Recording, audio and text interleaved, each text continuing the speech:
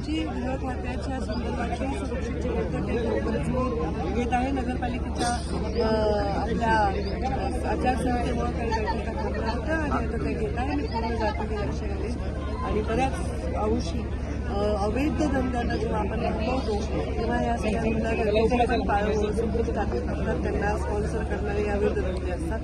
त्याच्यामुळे आम्ही त्याला जोडून माझा प्रश्न आहे. 2 दिवसापूर्वी एका आईस्क्रीम विक्रेत्याचा अपहरण झाला, त्याला झाडाला बांधून अमानुषपणे त्याच्या वडिलांना मारहाण व्हिडिओ कॉलद्वारे दाखवण्यात आली. 4 दिवस गुन्हा दाखल झालोय, पोलिसांना आरोपी सापडत नाही अद्यापर्यंत. तो आता आयसीयूमध्ये उपचार. पोलिसांना आरोपी जरूर सापडेल. आरोपी हे पळून जातात, ते लपतात, पोलीस त्यांना शोधत असतात आणि असंख्य आरोप्यांच्या मागे पोलीस असतात. तर आपण पोलिसांवर विश्वास ठेवला पाहिजे, आरोपींना कठोर शिक्षा करण्यात. जालना महानगरपालिकेच्या निवडणुकांत 74 जण आरोपी असताना फक्त 28 जणांवर गुन्हे दाखल झाले. चार्जशीट प्रमाणे प्रत्येकावर कारवाई ज्याचं नाव त्या चार्जशीटमध्ये असेल त्या सगळ्यांवर कारवाई झाली पाहिजे अशी मागणी लोणीकरांची होती. तत्कालीन आरडीसी मागणी लोणीकरांची होती. त्याची बदली झालेली आहे. जेव्हा चार्जशीट संपूर्ण येईल ते जिथे असतील तिथे कारवाई होईल. ज्यांचे नाव त्याच्यात असतील त्यांच्यावर कारवाई. तत्कालीन जिल्हाधिकारी होते, त्यांनी 74 जणांवरती ठपका ठेवला होता अनुदान अतिवृष्टी होता.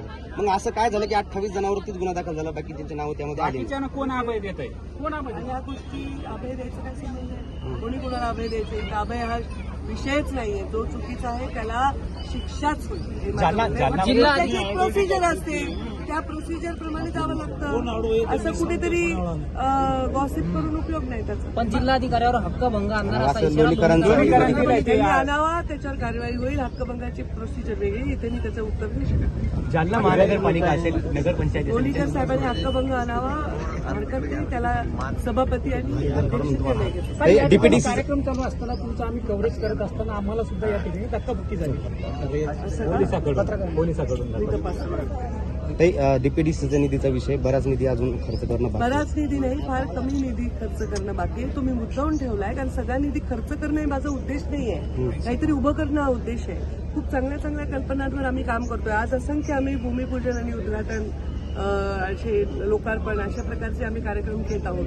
तर हा निधी फार मोठी रक्कम नाही, 14-15 कोटी रुपये निधी शिल्लक आहे आणि तो जालन्याच्या फेसलिफ्टसाठी काही महत्वाच्या कामासाठी आम्ही ठेवलेला आहे, जेणेकरून आम्हाला काही नवीन नवीन कल्पना सुचतील आणि त्याच्यातून आम्हाला करता येईल. बाकी आमदारांच्या ज्या शिफारसी होत्या त्या संपूर्ण त्यांच्या शिफारसीप्रमाणे त्यांच्या मतदारसंघात आम्ही निधी दिलेला आहे आणि त्याचं काम सुरू आहे.